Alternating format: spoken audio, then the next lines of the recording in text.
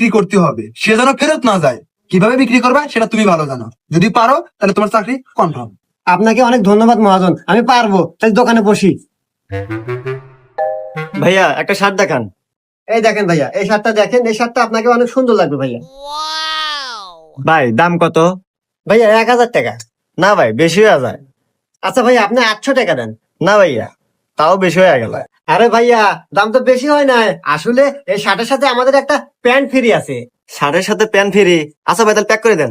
ভাইয়া এদের শার্টের দাম নেন। আরে ভাই, শার্টের দাম দিলেন, প্যান্টের দাম দিবেন না? আরে ভাই প্যান্টের দাম দিব মানে? প্যান্ট আমাকে ফ্রি দিল। প্যান্ট ফিরে দিছে মানে? ওই কি রে, ও কি কয়? लेकिन 1 सेकंड